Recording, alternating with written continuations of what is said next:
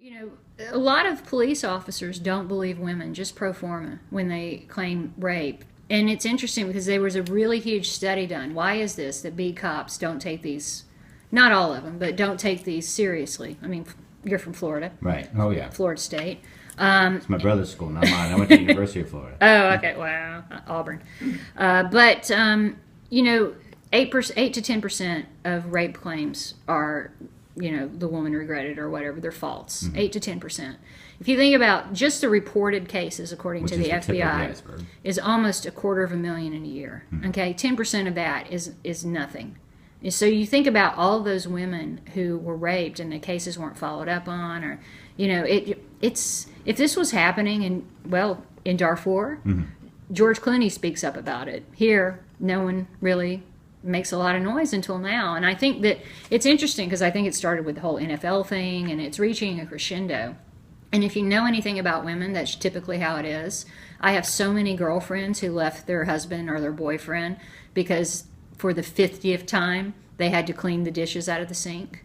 And the first 49 times they didn't say anything. But it was that 50th time that they just snapped and said, you need to get out of here. You know? And I mean, I just think for a lot of women it's reached that critical mass. Now, will it maintain that? Will it, you know, peter out? Who knows? But at least we're talking about it. Well, I think there's a greater issue there, and that's shame. Yeah. And a lot of women think that they don't say, why did he do that to me? They say, what did I do wrong? Of course. And then I had a friend who was attacked a few years ago, and I heard about it, and I said, I'm so sorry. Is there anything I can do? And we talked about it, and she said, you know, you're the only person who hasn't said to me, why were you in that part of town?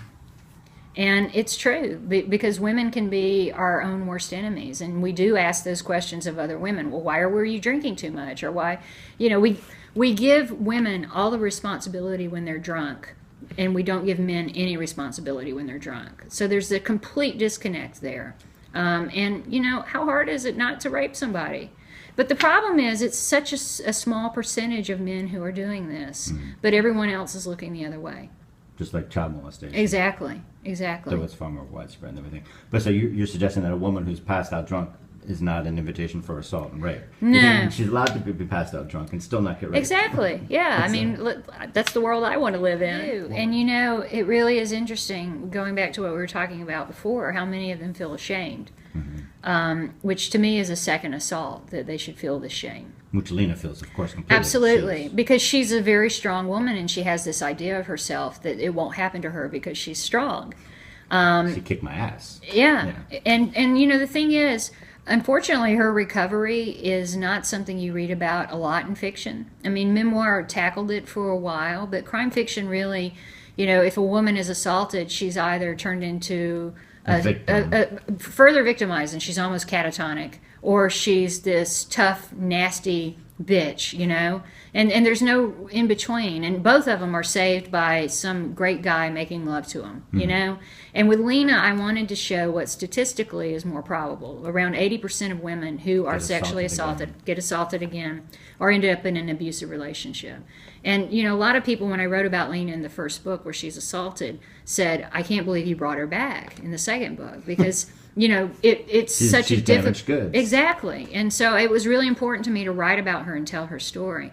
The funny thing that happened was this female police officer came up to me and said, you know, I don't buy it that Lena would be in an abusive relationship. And I said, really? Because statistically, female cops are more likely to be in abusive relationships. And she said, oh, yeah, I know a lot of female cops who are in bad relationships like that. But I just don't think Lena would do it, right? Because she identified with Lena. So if it wouldn't happen to her, it wouldn't happen to Lena.